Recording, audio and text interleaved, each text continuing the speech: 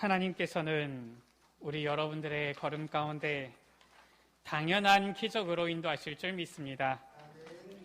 이스라엘 백성들이 요단을 건넜습니다. 하나님께서 행하신 당연한 기적을 체험한 것이지요.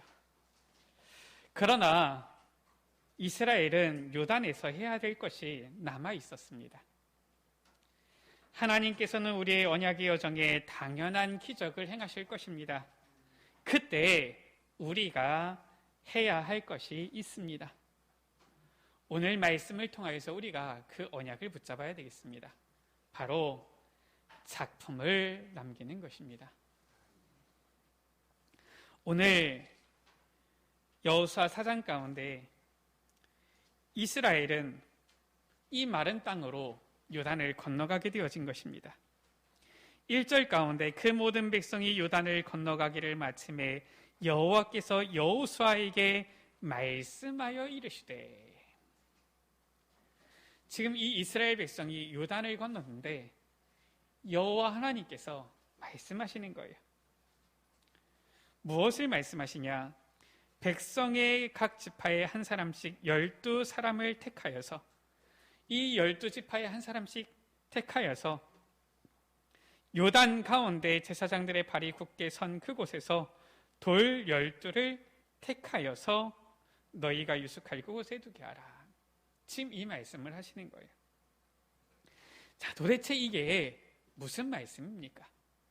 이것이 우리에게 주시는 언약이 무엇입니까? 먼저 우리가 첫 번째 확인할 부분이지요. 하나님께서는 이스라엘이 요단을 건너는 기적을 체험하게 하신 것입니다. 어떻게 이 요단을 건넜습니까? 그냥 건넌 게 아니에요. 어쩌다 보니까 건넌 것이 아닌 것입니다. 야, 우리가 한번 건너보자, 힘내자, 이렇게 해서 건넌 것도 아니고요. 야, 우리가 어떻게 하지 하고 있는데 갈라져서 건넌 것도 아니고요. 지금 우리가 이 여호수아의 말씀을 통하여서 지금 하나님께서 이스라엘 백성에게 약속하신 저 가나안 정복, 이 여정을 우리가 확인하고 있는데, 그 하나님께서 이 언약을 주신 그대로 이 여정을 이끌어 가시는 것을 우리가 지금 확인하고 있는 것이지요. 이 이스라엘 백성이 요단을 건넌 거에는 하나님의 분명한 언약과 그 언약의 성취와 그 가운데에 있는 이 언약 여정의 과정이 실은 담겨 있는 것이지요. 여호수아 3장 3절 가운데 이스라엘은 그냥 간 것이 아니라 여호와의 언약의 뒤를 따라간 거예요. 앞에 요단이 가로막혀져 있지만 분명히 하나님께서 약속하신 저 가나안 땅이 있기 때문에 언약궤의 뒤를 따라서, 언약을 따라서 말씀을 따라가는 것입니다. 말씀을 따라가는데 여호수아 3장 16절 가운데 언약궤를 맨 제사장들의 발이 요단에 잠길 때에 물이 끊어진 겁니다. 놀라운 기적이 일어난 거예요. 그러나 반드시 일어날 수밖에 없는 당연한 기적이 일어난 것이지요. 오늘 우리가 말씀을 보니까 오늘 여호수아 4장 18절에 어떤 일이 일어났습니까? 이제 이 언약궤를 맨 제사장들의 팔이 이 요단에 굳게 서 있을 때에 온 이스라엘 백성들이 다 이 요단을 건넌 거예요. 이 언약궤를 맨 제사장들이 요단을 먼저 건너간 게 아니라 요단에 딱 들어서니까 물이 끊어졌고요. 이 언약궤를 맨 제사장들은 그 요단에 그대로 서 있고, 그때 이스라엘 백성들이 다 건넌 겁니다. 다 건너가서 이제는 제일 마지막에 이 언약궤를 맨 제사장들이 요단 가운데서 나오며 4장 18절이지요. 그 발바닥으로 육지를 밟는 동시에 요단물이 본 곳으로 도로 흘러서 전과 같이 언덕에 넘쳤더라. 어떻게 이런 일이 있을 수가 있습니까? 한참 있다가 물이 찬 것도 아니고요. 이 언약궤를 맨 제사장들의 팔이 요단에서 이제는 빠져나와서 육지를 밟는 동시에 이 물이 도로 전과 같이 흘러서 가득 차게 되어진 거예요. 이러한 기적을 이스라엘 백성들에게 하나님께서는 체험하게 하신 거예요. 이 놀라운 그러나 당연한 기적을 체험한 이 이스라엘 백성들에게 하나님께서는 이스라엘이 요단을 떠나기 전에 해야 할 것을 명하셨는데요. 그것이 바로 오늘 3절의 말씀에 이 요단에서 돌을 택하여서 취하여서 일단은 가져오라 하신 거예요. 이스라엘 백성들이 지금 현재 다 건너고 언약궤를 맨 제사장들은 아직 요단에 서 있을 때에, 아직 이 물이 흐르지 않고 이 물이 끊어져 있는 상태에 이스라엘 백성들은 마른 땅으로 건넜는데, 그 땅에 있는, 어떻게 보면 원래 요단강에 흐르는 그 강 가운데 있는 그 돌들이지요. 그 돌을 지금 가져오게 한 겁니다. 그러니까 이 한 지파에 한 사람씩 12사람이 12돌을 지금 가져온 거예요. 작은 돌멩이를 가져온 게 아니라 일단은 들 수 있는, 자기가 힘껏 들 수 있는 큰 돌을 이제는 가져온 것이지요. 이거를 가져와서 지금 이제 자기들이 있는 이 유숙하는 곳에 일단 둔 겁니다.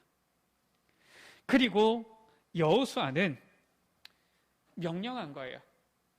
이 요단 그 가운데에도, 언약궤를 맨 제사장들의 발이 그 선 곳에도 돌 12를 세우게 한 겁니다. 9절 말씀이지요. 이 12지파에 한 사람씩 온 그 사람으로 하여금 돌을 취하게 했을 뿐만 아니라 그 자리에도 이 12돌을 세운 거예요.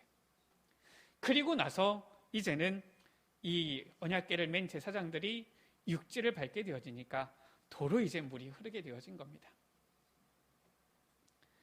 이 돌을 가져다가 무엇을 했습니까? 오늘 20절 말씀이에요. 여호수아가 요단에서 가져온 그 12돌을 길갈에 세우고 라고 했어요. 그 요단 강 바닥에서 주워온 돌이거든요. 그 돌을 가져다가 지금 길갈이라는 곳에다가 지금 이 돌을 세운 겁니다. 왜 이 돌을 세웠습니까? 아니, 지나갔으면 지나간 것이지. 아니, 빨리 지나가서 저 여리고도 정복하고 가나안도 정복하고 막 가면 될 것인데, 왜 하필 지금 앞에 여리고도 있고요, 가나안 정복이라는 과제도 남아있는데, 뭐 이왕이면 하루 빨리 가서 정복하는 게 좋지 않겠습니까?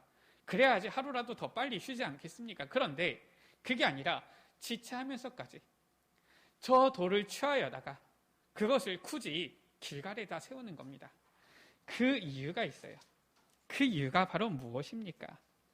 오늘 여호수아 4장 6절 말씀이지요. 이것이 너희 중에 표징이 되리라. 후일에 너희의 자손들이 물어 이르되 이 돌들은 무슨 뜻입니까? 라고 묻거든 그들에게 이르기를, 요단물이 여호와의 언약궤 앞에서 끊어졌나니 곧 언약궤가 요단을 건널 때에 요단물이 끊어졌으므로 이 돌들이 이스라엘 자손에게 영원히 기념이 되리라. 이것 때문에 지금 돌을 가져오라 여호와 하나님께서 명하신 거예요. 그리고 그 말씀대로 여호수아는 돌을 가져와서 세운 겁니다. 21절 가운데에 여호수아가 이스라엘 자손들에게 말하지요. 이스라엘 자손들에게 말하여 이르되 후일에 너희의 자손들이 그들의 아버지에게 묻기를 이 돌들은 무슨 뜻이니까 하거든 너희는 너희 자손들에게 알게 하여 이르기를 이스라엘이 마른 땅을 밟고 이 요단을 건넜습니다. 너희의 하나님 여호와께서 요단물을 너희 앞에서 마르게 하사 너희를 건너게 하신 것이 너희의 하나님 여호와께서 우리 앞에 홍해를 말리시고 우리를 건너게 하신과 같았나니 이는 땅의 모든 백성에게 여호와의 손이 강하신 것을 알게 하며 너희가 너희의 하나님 여호와를 항상 경외하게 하려 하심이라 하라라고 했어요. 지금 이것을 위하여서 시간이 좀 더 걸리더라도 지체되더라도 지금 그 돌들을 가져와서 길갈에다 세운 거예요. 홍해를 건넌 것 같이 요단을 건너게 하신 그 하나님의 그 역사에 대한 그것을 후대에게 알리기 위한 기념으로 이 돌을 세운 거예요. 자, 왜 그렇다면은 이런 일들을 해야 됩니까? 이유가 있지요. 후대에게 전할 기념비적인 작품을 남겨야 되는 그 이유가 있는 거예요. 그 이유가 성경에 보면 계속 반복해서 나오는 이유가 있는 겁니다.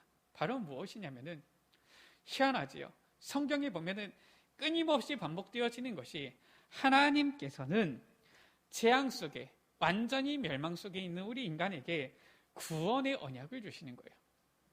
그리고 구원자를 보내어서 구원을 이루시는 것입니다. 창세기 3장의 아담과 하와가 완전 타락하게 되어졌을 때 하나님께서는 창세기 3장 15절에 여자의 후손 보내주신 거예요. 그 언약을 주신 겁니다. 그러나 희한하지요. 이것이 분명히 이 언약을 하나님께서는 주셨고요. 또 이것을 분명히 들은 자는 전달을 할 것인데 희한하지요. 시간이 지나고 세월이 지나면은 이게 희미해지는 거예요. 변질되어지는 겁니다. 그래서 세월이 지난 후에 그 후대들이 그 언약을 놓쳐버리는 거예요. 이런 일들이 일어나는 것이죠. 창세기 4장 3절 가운데 뭐라고 말씀하고 있습니까? 세월이 지난 후에 라고 말씀하고 있어요. 분명히 아담과 하와가 저 창세기 3장의 사건을 통하여서 하나님께서 지어주신 저 가죽옷 분명히 입고 있고요. 그때 하나님께서 주신 이 창세기 3장 15절에 분명한 이 언약 붙잡았는데요. 그 언약은 곧 피의 언약이죠. 그 아들을 낳은 겁니다. 가인과 아벨을 낳았어요. 가인과 아벨이 장성을 한 겁니다. 이제는 이제는 청년이 되었고 일할 수 있는 나이가 되어졌고요. 가인은 농사하는 자가 되어졌고요. 이 아벨은 이 가축치는 자가 되어졌는데 이들이 이제는 장성하여서 자기들이 하나님께 제사할 수 있는 그때가 되어진 거예요. 어떻게 제사를 했습니까? 가인은 농사하는 자였기 때문에 곡식을 가지고 하나님께 제사를 드리는 거예요.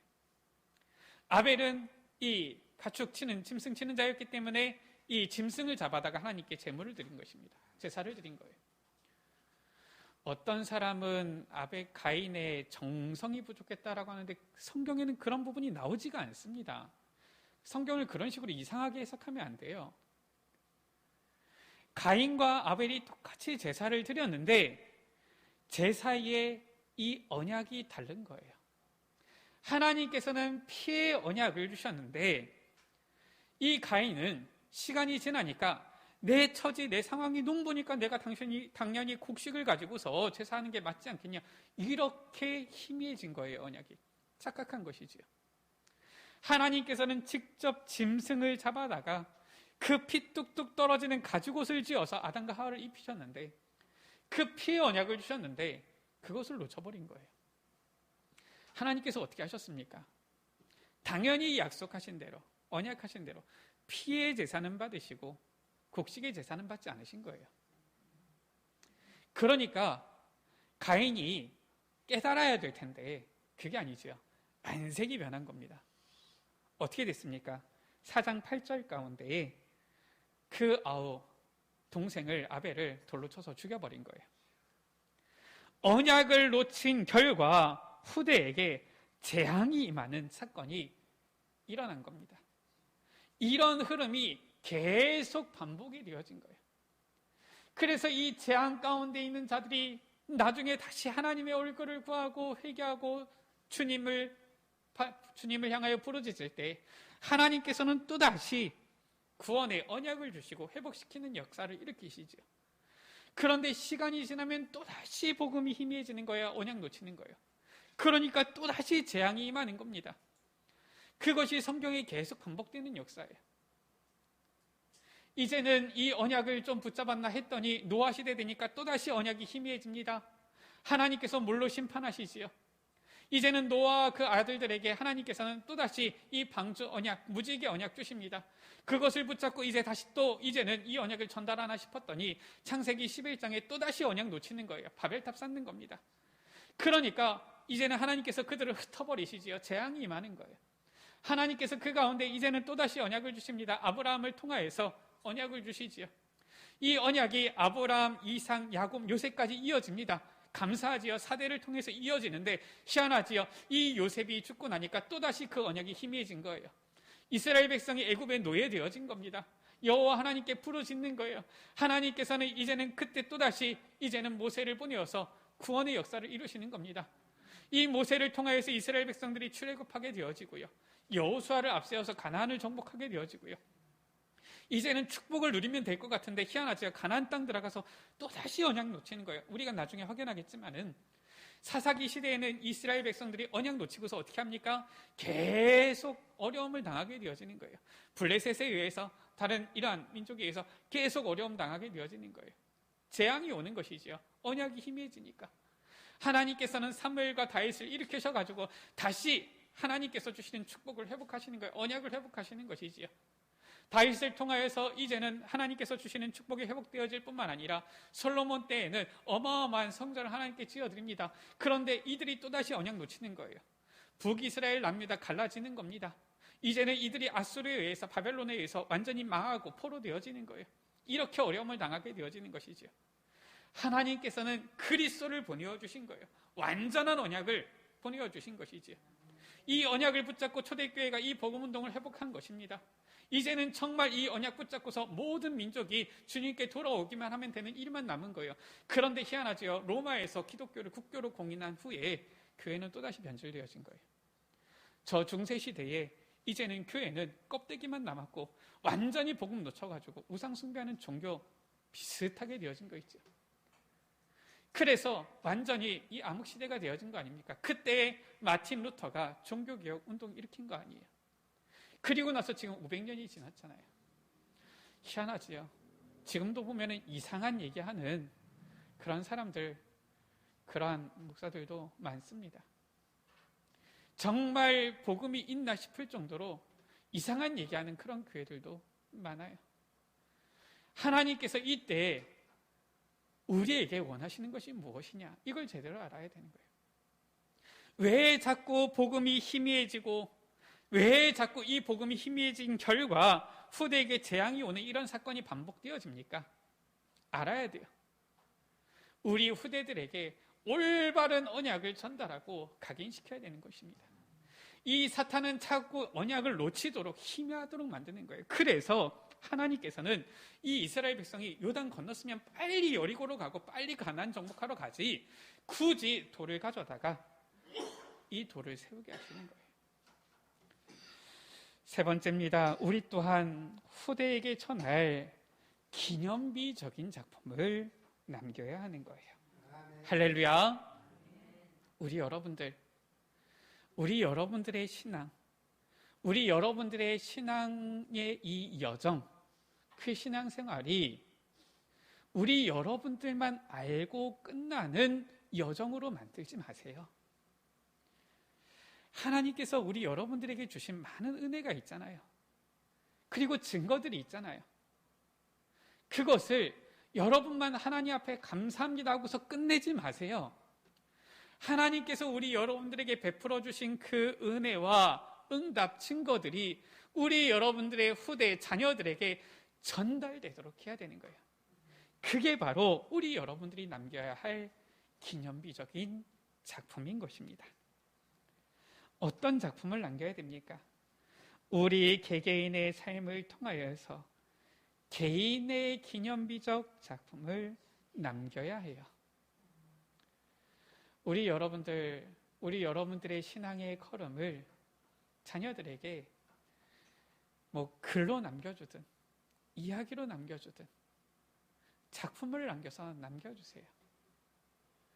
우리 여러분들의 그 신앙이 우리 후대들에게, 자녀들에게 전달될 때에는 굉장히 귀중한 이러한 이 부분으로 전달이 되어지는 거예요. 저는 그래요. 저는 실은 우리 담임 목사님 사모님이시지만은 제게 있어서는 또 부모님 아닙니까? 그 신앙의 이 여정을 보면은 본받을 점 참 많아요. 특히나 감사한 것은 우리 여러분들 아시지 않습니까? 우리 사모님 큰 수술을 하셨었는데 그때 영적인 체험을 했거든요. 저는 별로 그런 게 별로 없어요. 저는 그냥 하나님께서 은혜를 주셔서 그냥 순탄하게 무난하게 걸어온 이런 부분이지, 저는 특별하게 어려움을 겪었다, 특별하게 고난을 많이 당했다, 이런 것도 실은 별로 없고요. 그런데 사모님 그런 체험을 하면서 우리가 같이 이 복음운동 속으로 들어온 거 아닙니까? 저는 너무 감사한 게, 사실상 저는 이 복음운동 안 만났으면은 저는 이 자리에 서 있을 수 있는 사람이 아니거든요. 제가 전에도 고백을 드렸지만 저는 이 복음운동 만나기 전에 실은 저는 예수 안 믿었던 사람이에요. 제 마음속에 확신을 가지고 있는 것이 나는 죽으면 지옥 가겠다 이런 생각이 확실하게 생기더라고요. 천국과 지옥 있는지도 안 믿어지지만은 있으면 난 지옥 가겠다 이런 생각이 들어요. 그런데 이 복음운동 만나고 나서 어느 날 예수가 그리스도라는 이 복음을 듣게 되어지고 깨닫게 되어지는데 믿어지는 거 있죠. 저는 참 감사해요. 그래서 이러한 실은 작품들을 남겨야 됩니다. 우리 여러분들이 받은 은혜가 작습니까? 작은 것 같습니까? 하나하나 기록하고 하나하나 정리해 보세요. 하나님께서 우리에게 베풀어 주신 그 은혜들을 우리 후대들에게 얘기해 주세요. 우리 후대들이 굉장한 언약을 붙잡게 되어지고 굉장한 도전을 받을 수가 있는 거예요. 이러한 기념비적인 작품을 남겨야 되는 것이지. 우리가 아주 훌륭하진 못하지만 정말로 우리가 복음을 위하여서 애를 쓰고 헌신한 그 전도자의 삶, 하나님께서 내게 응답 주신 그 증거 가진 그 증인의 삶, 이것을 실은 작품으로 남겨야 되는 것이죠. 제가 알기로는 요즘은 잘 못 들어봤습니다만 제가 옛날에는 들어봤거든요. 우리 민장로님 그 운전하다가 교통사고 크게 나가지고 완전히 죽을 뻔한 상황인데 깨끗하게 안 다치고 이러셨다고. 오히려 그때 믿음이 한 단계 더 이렇게 업그레이드 되어지는 이러한 계기가 된 것을 실은 제가 들은 바가 있어요. 우리 목사님 같은 경우는 희한하지요. 죽을 뻔한 고비를 많이 넘기셨어요. 그런데 그때마다 실은 하나님께서 지켜주신 것이지요. 그래서 저는 아직도 잘 몰라요. 목사님 스스로 본인께서 얘기하시지만 목의 두께가 얼마나 됩니까? 근데 여기에 돌이 박히는데 하나님께서 보여주신 거예요.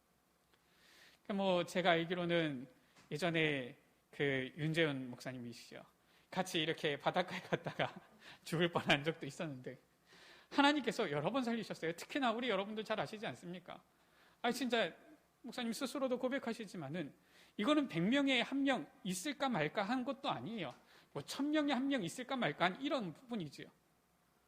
심장이 완전 멈췄었는데 아주 보면은 정상으로 보일 만큼 하나님께서 회복시키신 거예요. 많은 이런 증거들이 있는 겁니다. 왜 그렇습니까? 우리가 단순히 죽다 살아나면 증거입니까? 그게 아니라 하나님께서 우리에게 남기신 사명, 복음운동이 있잖아요. 이것을 위해서 하나님께서 지키시고 보호하시고 인도하신 이런 증거들이 있잖아요. 이런 개인의 기념비 적인 작품을 남겨야 돼요. 우리의 후대들이 때로는 이 언약을 붙잡고 나아갈 때, 때로는 흔들릴 때에, 때로는 불안할 때에, 염려될 때에, 고민될 때에 믿음의 이러한 작품들, 믿음의 이러한 증거들을 듣고서 다시 힘을 얻을 수 있도록 그런 작품을 남겨야 되는 것이죠. 후대의 언약 전달을 통하여서 가문의 기념비적 작품을 남겨야 되는 것입니다.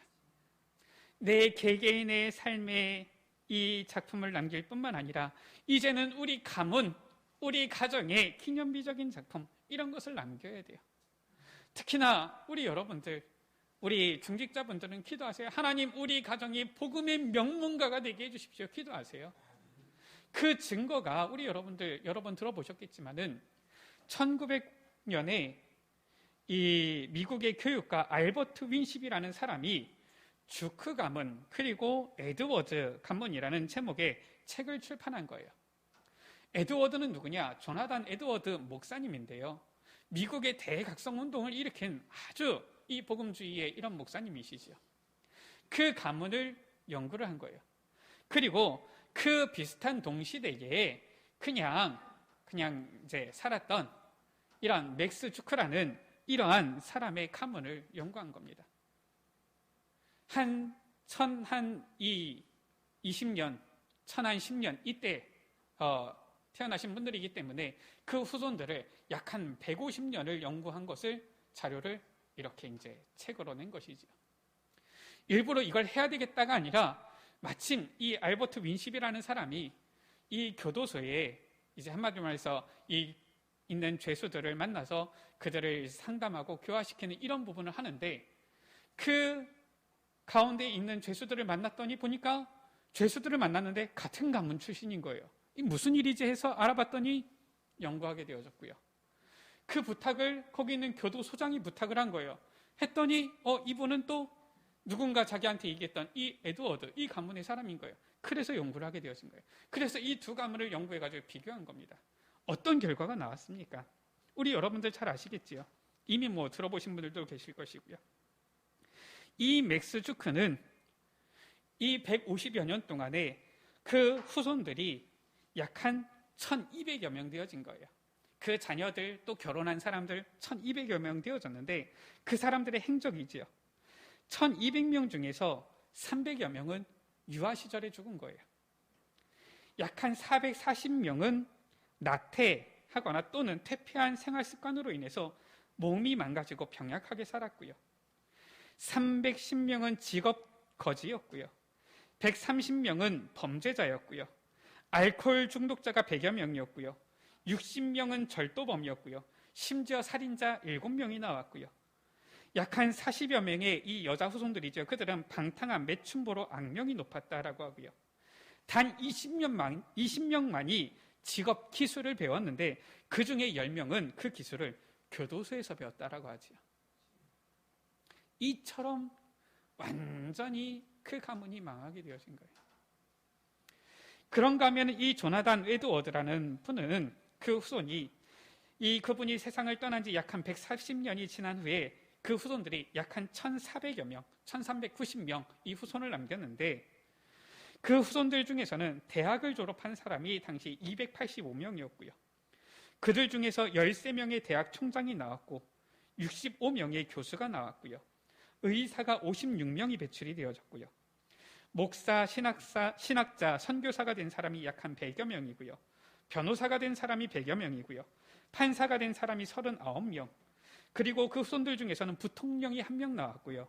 상원의원이 3명, 국회의원들 여럿, 외교관 여럿 나왔고 주지사가 3명, 시장이 3명, 군대의 장교가 75명, 작가가 60여 명, 그리고 철도회사에 당시에서는 큰 공기업이지요. 책임자가 약 한 50여 명, 그리고 금융기관장, 광산주 이런 사람들이 여러 명 나왔다라고 합니다.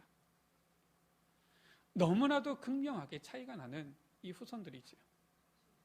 우리 여러분들 후대의 언약 전달을 통하여서 가문의 기념비적인 작품을 남겨야 돼요. 정말 우리가 이 시대에 살릴 우리의 후대들 남겨야 될 텐데 우리의 후대들을 정말로 다른 것이 아니라 언약을 전달해서 기념비적인 작품을, 이 가문의 작품을 남겨야 되는 것이죠. 뿐만 아니라 세 번째, 우리는 문화를 바꿀 성전을 통하여서 교회의 기념비적 작품을 남겨야 하는 것입니다. 하나님께서 우리의 후대를 세울 이 성전, 예배당 주셨잖아요. 우리 렘넌트들이 마음껏 발판 삼고 일어날 이 예배당을 주신 거예요. 이 성전을 통하여서 교회의 기념비적인 작품을 남겨야 되지요. 그래서 우리 여러분들 교회에 내가 헌신한다 그냥 하지 마세요. 내 자녀들이 발판 삼고 일어설 교회구나 생각하시고서 나의 모든 것을 거는 이런 헌신을 해야 되는 거예요. 실은 우리 그 나라에도 이런 분들이 계시지요. 실은 우리나라에 이북 인제 출신의 이 사람들이 실은 모여서 세운 교회 있지요. 영락교회입니다. 물론 한경직 목사님 그 자체로도 실은 위대한 분이시지만은 보면은 많은 이러한 어떻게 보면은 귀한 장로님들이 계셨던 것 같아요. 그 중에 한 분이시죠. 이 영락교회가 1945년에 이제는 이 이북 피난민들 출신으로 해서 실은 이제 교회가 세워진 거예요. 그리고 1950년 6월에 이 석조 이 건물로 예배당을 지어서 예배를 드린 겁니다. 그때가 1950년 6월 5일이지요. 그런데 불과 21일밖에 안 지났는데 전쟁이 난 거예요. 6.25 전쟁이 발발한 겁니다. 그때가 또 하필 주일이었지요. 그때 목사님의 설교를 통하여서 장로님 한 분이 딱 생각을 한 거예요. 내가 이 교회를 지켜야 되겠다. 그분이 바로 누구냐? 김응락 장로님이에요. 이분 또한 이북 출신이신데 실은 부유한 집안의 이러한 배경을 가지고 있는 출신이지요. 사업을 하는데 사업마다 실은 많은 하나님께서 축복을 주셔가지고 마음껏 이 교회를 위해서 헌신하고 고아원, 양로원 도우면서 헌신할 수 있는 이러한 불을 가지게 된 거예요. 그리고 교회에서 이제는 예배당을 짓는다라고 하니까 자기의 실은 많은 것을 헌신해서 이 예배당을 지은 거예요. 본인이 직접 지방까지 왔다 갔다 하면서 이 화강암 돌들을 사오고 해가지고 이 석조 건물을 지어 하나님께 드린 것이죠. 이렇게 지어가지고 얼마 안 됐는데 이 전쟁이 발발하니까 이분이 다른 사람들은 다 피난 가야 된다 그러는데 난 갈 수 없다. 나는 이 교회를 지켜야 되겠다. 이렇게 한 거예요. 그래서 우리 여러분들 아시지 않습니까? 저 공산당이 내려온 거잖아요. 우리나라가 저 부산만 남기고 완전히 밀린 거잖아요. 이분이 이 공산당이 이 북한군이 예배당이 있으니까 생각을 한 거예요. 저 연합군 미군이 와도 교회는 때리지 않을 거다 해가지고 교회를 무기고로 쓰는 겁니다. 이 장로님이 계속 수시로 교회를 들락날락하면서 교회를 보는 거예요. 괜찮은지, 혹시나 어디 이렇게 망가지는 곳은 없는지 계속 하는 겁니다. 어느 날 보니까 이 장로님이 계속 왔다 갔다 하니까 물어본, 너 누구야? 이런 거예요. 이게 대답한 거예요. 나는 이 교회 장로다. 이렇게 한 거예요. 그때부터 잡아가지고 모진 고문을 시작한 것이지요. 나중에 이 인천 상륙작전을 통하여서 이제는 이 북한군이 이제는 퇴각할 때에 이 장로님을 이 예배당 가 안에서 쏴서 죽이고 가지요. 그때의 마지막에 이 장로님이 죽기 전에 이들이 이제는 뭔가 가려고 하는데 나를 그냥 두지 않겠구나 직감을 한 거예요. 그래서 죽이려고 하는데 이 장로님이 얘기한 겁니다. 내가 잠깐 5분만 교회에 가서 기도할 수 있도록 좀 해달라. 그러면서 이 예배당 올라가면서 그 계단을 올라가면서 불렀던 찬양이 바로 95장이지요. 나의 기쁨, 나의 소망 되시며 나의 생명이 되신 주. 이 장로님이 교회 의자에 앉아서 기도를 하고 일어서는데 이 공산당이 이 장로님을 쏴 죽이고 갔다라고 하죠. 지금도 저 서울에 있는 영락교회에 거기에는 김흥락 장로님의 순교 기념비가 있어요. 이런 장로님이 있는 겁니다. 그때 순교하셨을 때 나이가 45세예요. 일찍 장로가 되셨어요. 그리고 많은 헌신을 교회에 하고 또 어떻게 보면 하나님께서 보실 때에는 그 사명을 다하셨는지 일찍 또 데려가셨지요. 그런 분들이 계셨기 때문에 실은 우리나라에 보면은 처음에 한국교회 부흥운동이 일어날 때에 큰 역할을 했던 교회가 영락교회 아닙니까? 실은 우리나라에서 최초로 해외에 선교사를 파송했던 교회가 영락교회 아닙니까? 지금은 너무나도 이제 많은 선교사님들을 파송해서 세계에서 보면은 인구 비율로 봤을 때 제일 많은 선교사를 파송한 나라가 됐지만 처음에 선교사를 파송했던 교회가 바로 이 영락교회예요. 이러한 역할들을 감당했던 거예요. 문화를 바꿀 성전을 통하여서 교회의 기념비적 작품 남겨야 되는 것입니다. 그 안에서 우리의 후대들이 일어나는 것이지요. 우리 여러분들의 신앙의 이 증거를 발판 삼아서 우리 여러분들의 가문 가운데 흘러져가는 그 언약을 발판 삼아서 하나님께서 이제는 우리에게 허락해 주신 이 교회의 이 배경을 발판 삼아서 우리의 후대 렘넌트들이 일어서게 되어지는 거예요. 그러한 작품을, 기념비적인 작품을 남겨야 되는 것이다. 말씀을 마칩니다. 하나님께서는 우리의 걸음에 이미 많은 응답과 증거 주셨습니다. 우리 여러분들 아멘입니까? 실은 우리가 이러한 응답 증거 없이 이 자리에 앉아 있습니까? 실은 우리가 여기까지 온 것이 모두가 하나님의 은혜 아닙니까? 응답이잖아요. 그리고 앞으로도 하나님께서는 절대 언약 붙잡고 나아가는 우리 여러분들의 걸음에 당연한 기적을 체험하도록 하게 하실 것입니다. 그때 우리는 후대들이 그 증거를 기억할 수 있도록 나중에 후대들이 문제 앞에 어려운 가운데 섰을 때 하나님께서 베풀어 주셨던 그 응답, 우리에게 또 우리 가문에 우리 교회에 베풀어 주셨던 그 응답들을 생각하면서 다시 힘을 얻을 수 있도록 기념비적인 작품을 남겨야 하는 것입니다. 개인의, 가문의, 교회의 기념비적인 작품을 남김으로 우리의 후대가 대대손손 하나님의 언약 속에 거하는 응답을 받게 되는 우리 모든 에베네셀 가족들 되시기를 주의 이름으로 축원합니다. 우리 시간같이 찬양합니다. 주님, 우리의 개인이, 우리의 가문이, 우리 교회가 우리의 후대들 앞에 기념비적인 작품을 남기도록 은혜 베풀어 주옵소서. 이를 위하여서 먼저 우리의 인생, 우리의 종교, 우리의 문화 개혁되게 하여 주옵소서. 우리 시간 같이 찬양하십니다.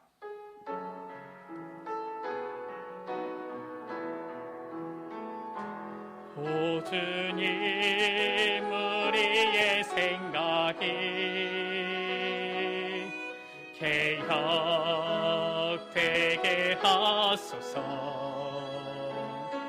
기도의 비밀을 누리는 삶이 되게 하소서. 세상을 살릴 전문성을 내게 부어주소서. 우리의 경제와 노후가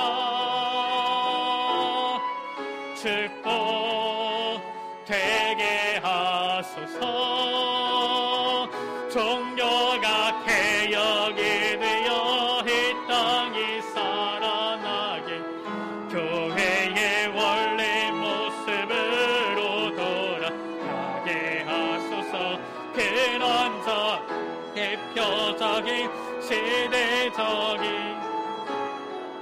기념비적인, 불가항력적인 축복으로 미래를 살리는 공동체 세우게 하소서. 세계를 살리는 선교에 헌신하게 하소서. 지역을 살리는 교회를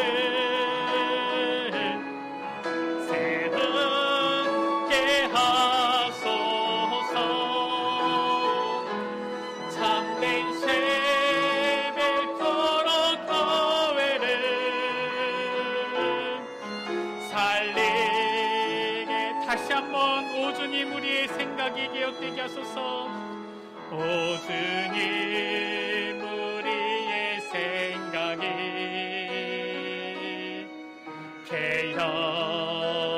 개혁되게, 우리 개인의 기념비적인 작품을 남기게 하여 주옵소서. 우리 가문의 기념비적인 작품을 남기게 하여 주옵소서.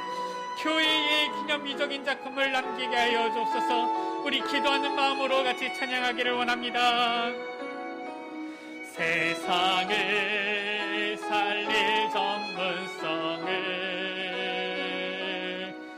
내게 부어주소서. 우리의 경제와 노, 우리 여러분들의 삶을 보고, 우리 여러분들의 가문을 보고, 우리 교회를 배경 삼고서 우리의 후대들이 믿음 가운데 굳게 서도록 기도하는 마음으로 같이 찬양하기를 원합니다. 되어 이 땅이 살아나게 교회의 원래 모습으로 돌아가게 하소서.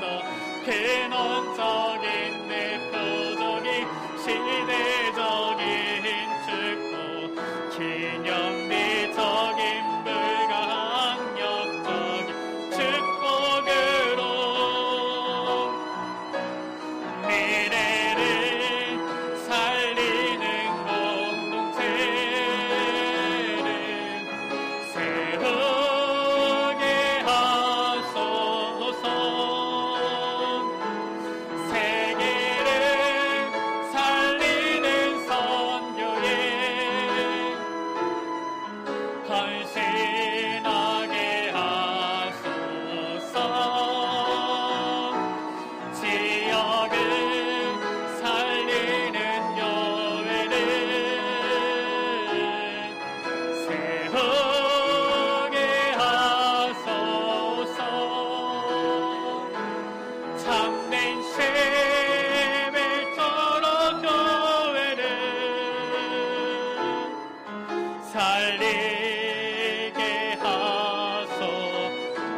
같이 기도하기 원합니다. 하나님, 나의 걸음을 축복하여 주옵소서. 나의 여정을 주님 축복하여 주옵소서. 하나님, 내게 빛의 경제를 회복시켜 주옵소서. 내게 주님께서 약속하신 저 근원적인 대표적인 시대적인 축복, 불가항력적인 축복, 저 기념비적인 축복을 허락하여 주옵소서. 왜 그렇습니까? 우리의 후대들이 우리의 걸음을 통하여서 그 기념비적인 작품을 볼 수 있도록 하나님, 우리에게 이유 있는 축복을 허락하여 주옵소서. 주님, 우리의 가정을 축복하여 주옵소서. 우리의 가문을 축복하여 주옵소서. 우리의 대대손손 후손들이 정말 믿음의 이 조상들, 선진들을 보고서 이 올바른 이 언약 안에 거할 수 있도록, 우리의 가문이 기념비적인 이 작품을 남기도록 주님, 우리의 가정 가문을 축복하여 주옵소서. 주님, 우리의 에베네셀 교회를 축복하여 주옵소서. 우리의 후대들이 교회 안에서 발판을 삼고 일어나야 될 것인데, 하나님, 우리 교회를 축복하여 주옵소서. 마음껏 렘넌트들을 일으켜 세울 수 있도록 이유 있는 축복을 허락하여 주옵소서. 우리 이 시간 다 같이 오늘 말씀을 붙잡고, 주님, 우리의 삶이, 우리의 가정 가문이, 우리 교회가 기념비적인 작품을 남기도록 은혜 베풀어 주옵소서. 우리의 후대들을 마음껏 일으켜 세울 수 있도록 작품을 남기도록 은혜 베풀어 주옵소서. 우리 다 같이 주여 한번 부르고 합심으로 기도하십니다. 주여! 아버지 하나님, 주님, 우리의 걸음, 아버지 우리의 삶, 아버지 우리의 가정 가문, 우리 교회, 하나님께서 축복해 주셔야 될 많은 이유가 있습니다. 이유 있는 축복을 받아야 되겠습니다. 아버지 하나님, 이스라엘이 요단을 건넌 후에 길갈에 12돌을 세웠습니다. 후일에 너희의 자녀들이 묻거든, 너희 아들들이 묻거든, 이 돌들이 무슨 뜻이냐면은 하나님께서 홍해를 건넌 것처럼 우리를 이 요단을 건너게 하셨음을 기념하기 위한 것이라고 하셨사오니, 아버지 하나님, 우리의 삶이 우리의 후대들 앞에 기념이 되어질 만큼 주여 응답하여 주시고 당연한 기적을 베풀어 주시며 축복하여 주옵소서. 우리의 삶이, 우리의 가정 가문이, 우리 교회가 기념비적인 작품을 남기도록 주여 은혜 베풀어 주옵소서. 우리 구주 예수 그리스도의 이름으로 기도드립니다. 하나님 아버지, 지금까지 걸어온 모든 것 하나님의 은혜입니다.